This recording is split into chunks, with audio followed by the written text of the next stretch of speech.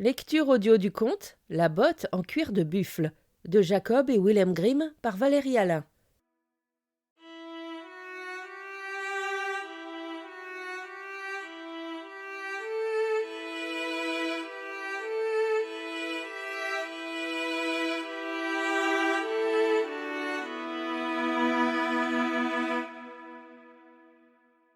Un soldat qui n'a peur de rien ne se soucie de rien non plus.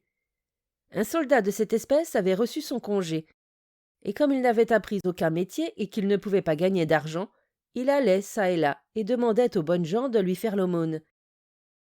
Sur ses épaules était jeté un vieux manteau de pluie, et il lui restait aussi une paire de vieilles bottes de cavalier en cuir de buffle. Un jour, après avoir marché à travers champs sans prendre garde où il allait, il finit par arriver dans une forêt. Il ignorait où il se trouvait, mais il vit, assis sur un tronc d'arbre abattu, un homme bien habillé et portant la tenue verte d'un chasseur. Le soldat lui tendit la main, s'assit sur l'herbe près de lui et étendit ses jambes. « Je vois que tu portes de jolies bottes, bien cirées et qui brillent, » dit-il au chasseur. « Mais si tu devais marcher autant que moi, elles ne tiendraient pas longtemps.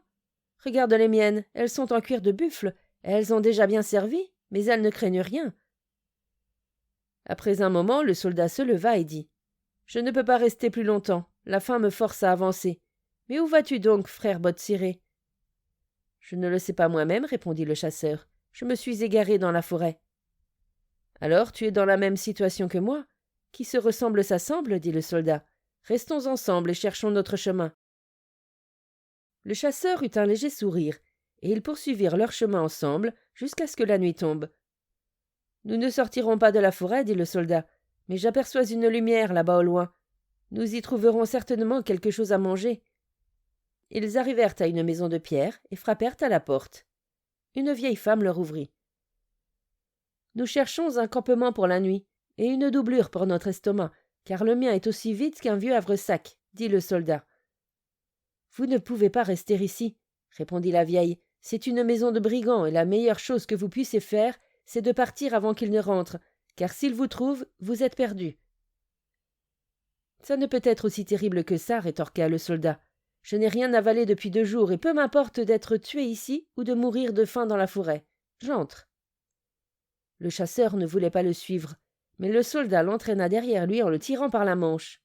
« Viens, frérot, les ennuis ne viendront pas aussi vite que cela. » La vieille avait pitié d'eux et dit « Glissez-vous derrière le poêle. S'ils laissent quelque chose, je vous le donnerai en cachette, quand ils seront endormis. » À peine étaient-ils cachés dans le coin que 12 brigands entrèrent en coup de vent. Ils s'installèrent à table, où le couvert était déjà mis, et exigèrent avec véhémence qu'on leur serve leur repas. La vieille apporta un grand rôti, et les brigands mangèrent de bon appétit.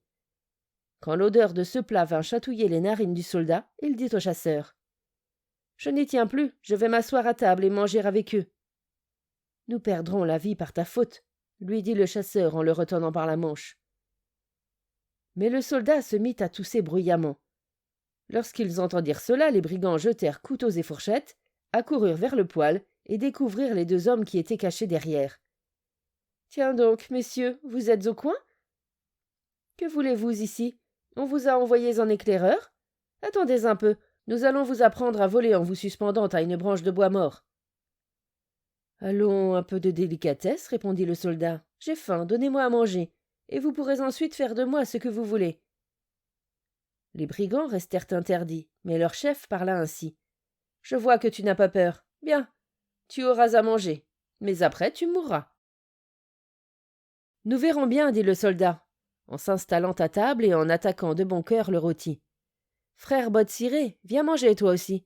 Tu dois être aussi affamé que moi, et tu ne trouveras pas de meilleur rôti chez toi. » Mais le chasseur ne voulait pas manger. Les brigands observèrent le soldat étonnés et dirent « En voilà un qui ne fait pas de manières. » Celui-ci dit ensuite « Va pour le repas.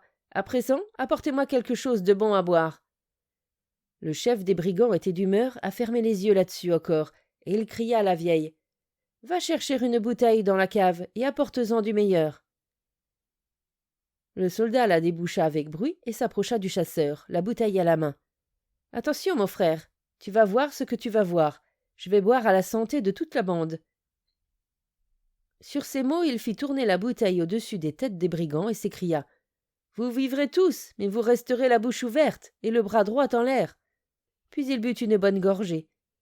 À peine ces mots furent-ils sortis de sa bouche que les brigands restèrent tous là, aussi immobiles que s'ils étaient faits de pierre, la bouche grande ouverte et le bras droit levé en l'air. « Tu as plus d'un tour dans ton sac, à ce que je vois, » dit le chasseur au soldat. « Mais à présent, viens, rentrons. »« Oh, oh, frérot, ce serait se mettre en route trop tôt. Après avoir battu les demi, il faut d'abord que nous fassions du butin. Ils sont assis là sans bouger, bouche bée, mais ils ne peuvent pas bouger avant que je le leur permette. Viens manger et boire. » La vieille dut apporter encore une bouteille du meilleur vin, et le soldat ne se leva pas de table avant d'avoir mangé à nouveau pour 3 jours. Enfin, quand le jour se mit à poindre, il dit: « À présent, il est temps de lever le camp, et pour que notre marche ne soit pas trop longue, la vieille nous indiquera le chemin le plus court vers la ville. » Lorsqu'ils furent arrivés là-bas, le soldat alla trouver ses anciens camarades et leur dit: « J'ai trouvé un nid rempli de gibier de potence dehors, dans la forêt. Venez avec moi, nous allons les cueillir. » Il prit la tête de la troupe et parla ainsi aux chasseurs: « Il faut que tu reviennes avec nous pour voir comment ils voleront quand nous les attraperons par les pieds. » Il disposa ses hommes tout autour des brigands, puis il prit la bouteille, en but une gorgée et la fit tournoyer au-dessus d'eux en s'écriant: « Vous vivrez tous !»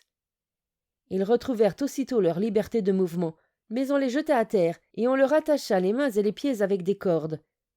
Puis le soldat ordonna qu'on les jette comme des sacs dans une charrette et dit: « Conduisez-les directement devant la prison. » Quant au chasseur, il prit à part l'un des soldats et lui donna encore une instruction. « Frère Botsiré, nous avons réussi à suspendre l'ennemi et nous nous sommes bien nourris. À présent, nous allons marcher bien tranquillement derrière le convoi, comme des retardataires. » Lorsqu'ils approchèrent de la ville, le soldat vit une marée humaine franchir la porte de la ville, poussant de grands cris de joie et agitant en l'air des rameaux verts. Puis il vit arriver toute la garde rapprochée du roi. « Qu'est-ce que cela signifie » demanda-t-il au chasseur étonné. « Ne sais-tu pas que le roi avait été absent pendant longtemps de son royaume ?» lui répondit celui-ci. « Aujourd'hui il est de retour et tout le monde vient à sa rencontre. »« Mais où est donc le roi ?» dit le soldat. « Je ne le vois pas. »« Il est ici, répondit le chasseur. Je suis le roi et j'ai fait annoncer mon arrivée. » Sur ces mots, il ouvrit son habit de chasseur, laissant apparaître ses vêtements royaux. Le soldat prit peur, tomba à genoux et implora le pardon du roi pour l'avoir traité comme un de ses semblables dans son ignorance et de l'avoir affublé d'un tel nom. Cependant, le roi lui tendit la main en disant: « Tu es un soldat courageux et tu m'as sauvé la vie. Tu ne manqueras plus de rien et je veillerai sur toi. Et quand tu voudras manger un morceau de rôti aussi bon que dans le repaire des brigands, tu n'auras qu'à venir dans la cuisine du château. Mais quand tu voudras boire à la santé de quelqu'un, tu devras d'abord venir m'en demander la permission. »